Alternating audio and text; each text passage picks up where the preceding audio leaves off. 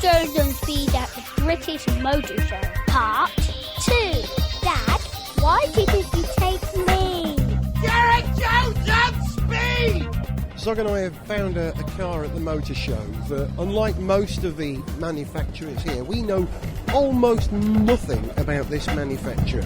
Do you know anything about Lightning, Zog, at all? Only a little. I mean, I had read about this car and got interested because it's an electric British sports car from a manufacturer that we don't know. I think they're a small volume sports car manufacturer who come up with an electric model, but we need to find out more. Well, it's a good-looking car, though. Yeah, we'll find someone to talk to in a minute, but let's describe the car to you. It is a long bonnet, two-door sports tourer, I think that's fair to say. It looks not unlike a Marcos of some kind. It really does look British, doesn't it? It's a beautiful-looking GT, basically. Two-door coupe, reminiscent of Marcos, as you were saying before. I think there's a bit of a touch of Bristol Fighter. Yeah. Is it? You know, in the rear end, in the way that the roofline sort of comes down at the back. It's a great-looking car. I could almost forgive it the all-too-shiny wheels, which is the sin that they're committing, as are many others. But now, behind the shiny part of the wheel rims, you've got these 2 or 4, I should say, huge blue brushless electric motors, permanent magnet electric motors. So it's got a battery powertrain, electric motors in an all-wheel, so it's four-wheel drive.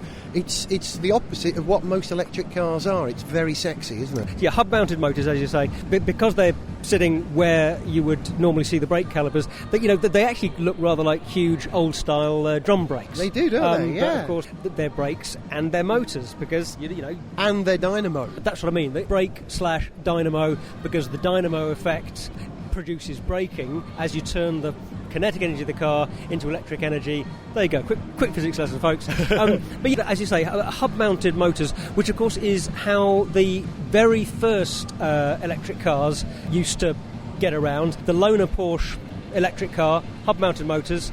Moon buggy, exactly. The Lunar Rover, hub-mounted motors, hub-mounted electric motors. So yeah, it's good, tried and tested technology. All right, well let's find out if the guys who are trying to launch this car are going to be successful. Let's see if we can find someone to talk to. I've managed to grab a few minutes with Iain Sanderson, who is the chairman of the Lightning Car Company, and John Patterson, who does everything else, I'm told.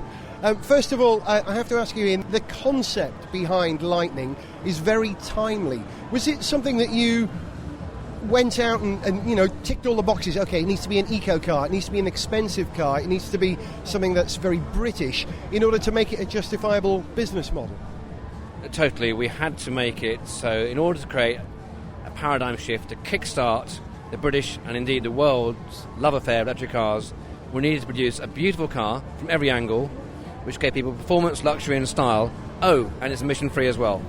Now, at this point, because John does everything else, I'm going to ask him to give us the blurb on the technical spec of the car, because it's extraordinary, isn't it? It is. This car is truly dynamic. We can change each wheel speed, which helps us with our handling, and it allows us to do things that have never been done before, and that's the bit that excites me.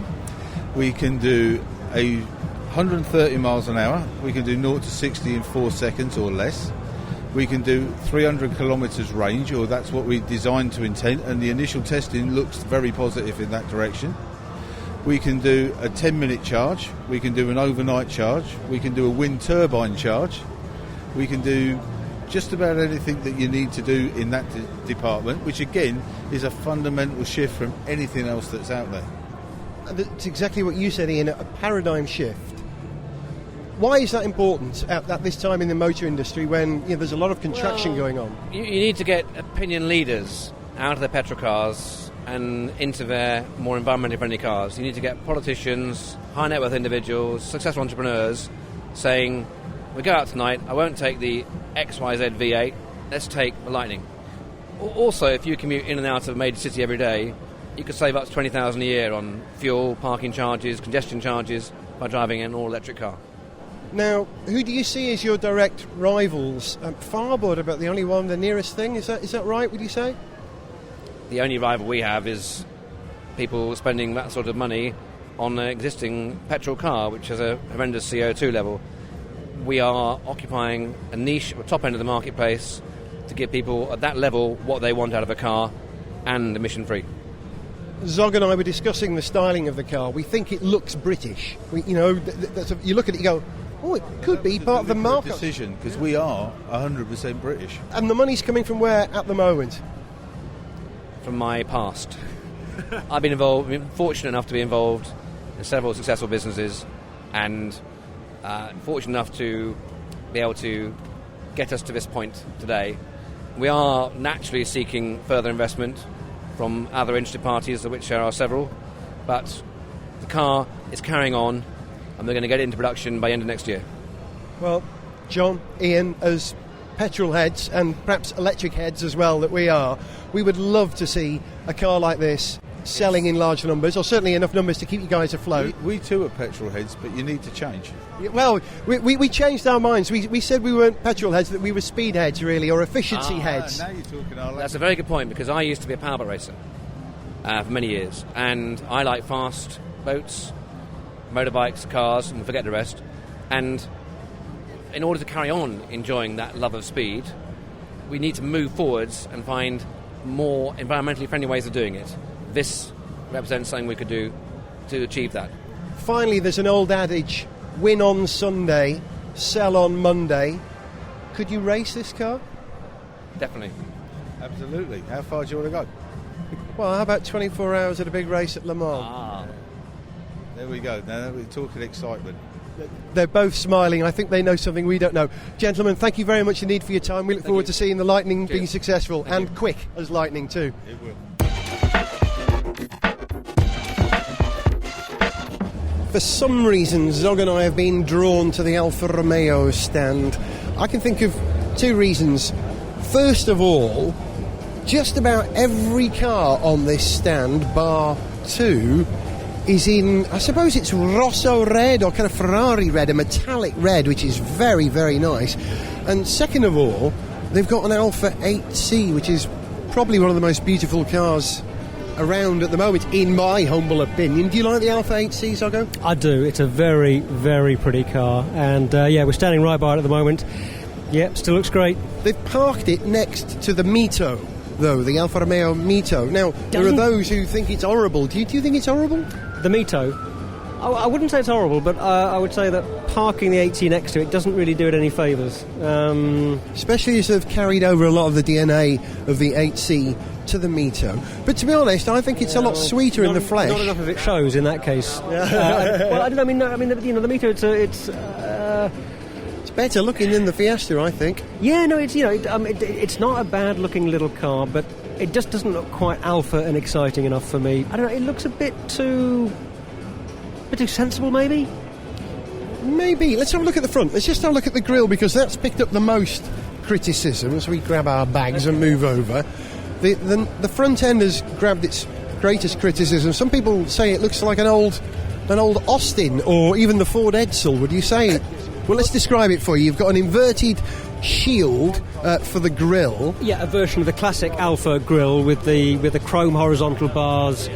That bit of it looks great. It's the sort of eye-like headlights. Not bug eyes, but you know how the front of a lot of cars has that quality of a face to it, and on this car you've got quite sort of big, cartoony, sort of friendly eyes, I'd say, with the headlights, and I just don't think that looks quite right. It looks a bit too cutesy. Yeah, you're right. I think Alfa should be more sexy or dramatic than cutesy, and this is pushing Alfas into the cutesy end of things, which, good luck to them, but they might have done it a bit better. It looks like it's sort of shaping up to be a character in a Pixar movie, It's Mito. Oh.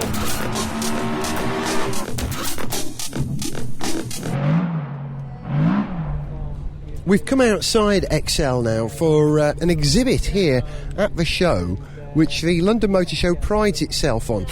Not only do you get to see the cars at the motor show here, but you also get to drive some of them. And Land Rover have got something called the Ultimate Land Rover Experience setup, where you get to drive either a Freelander or a Range Rover or a Discovery round a short course with some ramps. So I guess the thing is here, they're going to teach Zog how to drive a 4x4 off-road. Hang on. Zog, can I ask, You driven off-road before? Well, I was going to... I'm not sure if I should confess... I did... A simple no would do. Well, no, I have been off-road. I had my first crash in a Land Rover, actually, when I was learning to drive Right. on a farm. You tell me. It's a good thing they're tough old beasts.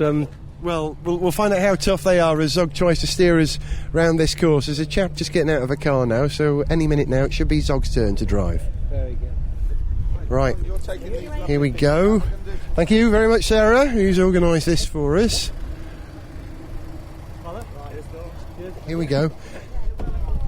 Zog's in the driving seat, I'm in the back. I thought I'd finished. Right now. I won't do any damage if I scream too loud, will I? You can assume that I know kind of nothing about off-road because I'm a sports car driver. I'm not a 4x4 guy. I have driven a Land Rover before, but it was years and years ago, and that was an old school, Right. not an automatic. I've already assumed you know nothing at all. Good. Yeah, but it's about control. It's not about speed. It's about keeping the car nice and steady. It's not about speed at all. Okay. Quite a tricky track. Have you watched any others go over? Little bit. Back end can go up quite high. So when we arrive at the top of this ramps, we want to be going nice and steady. Ideally, if you could balance the car on the top, perfect. We'll give it a shot. We'll see how we get on. Okay. So we've got to line the car up. So we want to get the back wheels in line because the back wheels are always going to take a shortcut. So if you haven't got the car in line, you'll fall off. So we need to get the car across that side a little bit more and then bring it back so we line the car up. Okay. If you look at the flat of the bonnet, it creeps up on that side. So with that little bottom of that V, when we're in the corner, if you look at the decking on your side, full of holes. So if you count about 4 holes in from the inside, that's the sort of marker I'm looking at to get the car lined up central to the track. 4 holes from the inside, lined up with that crease on the bonnet. Yeah, and I can do the same my side. Further on down, you'll see Don. He's going to be another set of eyes on the outside. So if you see him pointing one way or the other, good idea to do what he says. Okay. He puts his hands up like that, good idea to stop. Okay then. Again, not about speed, smooth as you can. Do you drive automatics very much? Hardly at all. Right. You speak English, that's a good start. Yep. Hardly at all. Right, so it's foot brake to start with. It won't allow you to select a gear until you've done that. Button on the back and pull the car right the way back into drive. That will use all 6 gears. So if you push it to the left, it goes into command shift, and it tells you on the dashboard you're in first gear. That's the one we're going to use. Okay. Handbrake off. The car will automatically creep forward as you come off the brakes, so you don't need any gas at all. So you just gently come off the brakes and let the car creep. The slower you go, the more time you have to get that steering dead right. So keep it fairly close to your side. Go and keep it up to the bank a little bit more. Go on, a little bit more to your side. Keep it going, and then start to bring it around. You're trying to get the back wheels where you imagine they want to be, being dead in line. So Probably a bit right further to me. now. And then nice and slow here, looking down that V of the bonnet. A little bit more to me. Zog's now approaching 2 ramps, staggered. The right-hand ramp climbs up about 2 foot, but there's no ramp on the left-hand side until you start to come off the right-hand side ramp, and then the left-hand side goes up. So we're going to roll to the left quite dramatically, then roll to the right. Let's see how he does it. Wheel goes up on the front, your side, that's the easy bit. Yep. What I want you to do is get my wheel and your rear wheel to be balanced on the top. When we're at the top, we do not want any speed coming down the other side. Your front, my rear, balanced. On the top, ideally. Okay. So you need to give it a fair amount of power to get up there. Once we're at the top, we want to be on the brakes and lower it down. The back wheel will probably be 3 feet off the ground or more. Okay. So we don't want speed there. Okay? So nice and gentle, just let the car creep its way forward. A little bit to me, a little bit to me. Again, nice and steady, gently add the power as you need it. Front wheel's going up there, so a little bit more to me. Keep it fairly straight, gently add a little bit of power, a little bit more, and stop there. That's one wheel up, let's go slightly to the left. That's the easy bit. You're having to give a little bit more power in a minute, so gently. We're now over at about 20 degrees to the left. We came off 30 degrees. I can hear the rear wheel spinning. Add the power, add the power, add the power, add the power. Off the power, brakes on, brakes. Back wheel nose. That was hysterical. We just rolled from about 30 degrees left to 30 degrees right, and I was convinced we were going to go over for a moment. Gently. The back wheel's right off the ground at the moment, so you want to lower the car down very gently. We're still on, so if you turn too quickly, we'll fall off. Okay. So you want to lower the car down on the brakes as smooth as you can. So just gently off the brakes. Gently let the car, it will creep on its own, so just gently lower it down. You can see in my mirror, the back wheel's right off the ground. Gotcha. Lower it down until you see it back on the ground. So very, very gently. Now it's on that ramp, it's starting to climb. Yeah. So it's going back up again. Top of the ramp about now. You've got to go right along the top of that table, so keep it dead straight. Watch it's not going one way or the other, you're creeping right, so a little bit to the left. Let it inch forward. Keep it going. Got 2 wheels off the ground at the moment. Now it's starting to go down, so keep it straight. Lower the car back down to the ground. Now you can turn left. Well done. So keep it nice and close. Again, keeping the back end as far across to the right as you can. Okay. And then start to bring it round again. 4 holes from that crease at the bottom. We're now approaching a ramp which I reckon is probably about 3 metres high, certainly 9, perhaps even 12 foot high. So 4 holes again. Line the car up and then just get the car nice and straight now. So you feel the back end's fairly straight with the front. Fine. Okay. Just hold it there. That's looking good from my side. Is that looking good Not for your looking side? too bad. And we can monitor it as we go up. Okay. As you go up the hill, the whole of this unit will be out of sight. So you won't have anything to look at by your mirrors. So if you look at your side mirrors, you see the roll on the alloy either side. Wants to be around about 100 mil to the tyre. So if you see one side's tighter than the other, you can adjust it. So that's your only marker to look out for as we get up there. Okay. On the way up, it's going to be fairly steep to start with, so you have to add a fair amount of power. Next ramp's not quite so steep, less power. When we're on the top, we'll actually park it on the top with the foot brake on, so you can just then assess things before we go down the other side. Okay. Nice and smooth, enough power to keep the car creeping, nice and steady, let the car walk its way up there. So here we go. This Land Rover's going to creep its way up this ramp. The nose is well in the air now. All I can see is sky. Slightly tight my side, look at my mirror as well. Oh yeah. So a little bit to you. Compare the two and then steer to adjust it. Nice and steady, start to get easier now, so not so much power. Keep it creeping, keep it creeping, keep it creeping. Starting to creep to you, so a little bit to me. On the brakes and stop. So now you can compare them. If you're more one way than the other, adjust it to suit. Yeah, I'm a little bit. There's a little bit more space on your side. I think I'm a little bit tight on my side. That's it. So you just keep that because that's the only thing you can monitor at the moment. Yeah. Gently let the car go down. The car has got hill descent control, but it would be a little bit quick for what we're doing now because it's a very tight crease at the bottom. Yeah. When you arrive at the bottom, I want to be going very slow because if you suddenly hit the brakes, the car will tend to dive. You're losing ground clearance, and we need all we can to get down there. So nice and steady, let the car go forward. So I'm making sure we don't outdo the approach angle of the front of the Freelander. Smooth as you can. Over we go at the top. We're at the apex now. The back end's coming up. Should I be using the foot brake here? Yeah, use the foot brake. It has got hill descent control, but it'll be a little bit quick for this particular situation. A little bit to you, you're creeping my way. All I can see now is concrete in front of me. A little bit more to you. Yeah. Oh yeah. Okay. So keeping that gap as equal as you can. Nice and slow as you get back on the ground. Yeah. A little bit more to you, it's creeping my way.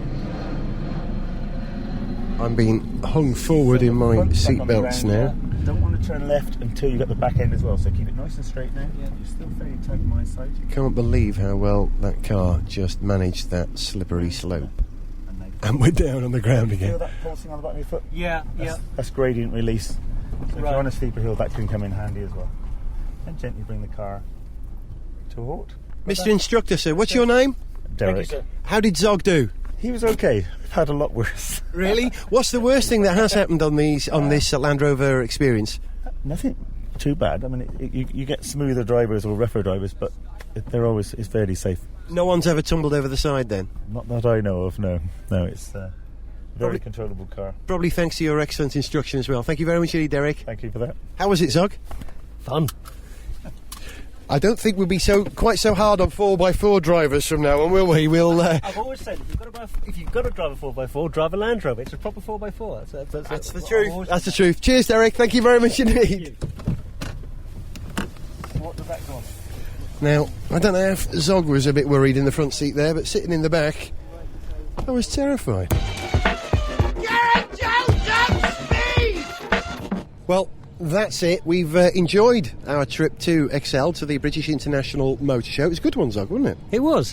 What was your favourite thing at the show? I think I know what you're going to say. I was going to say Lotus Evora, but I think I'm just going to say Lotus, actually, because that little Eco-Elise is so great. I know it's just a concept. That's not the precursor to a production car or anything. It's just, it's just demonstrating some ideas, but it's so fabulous.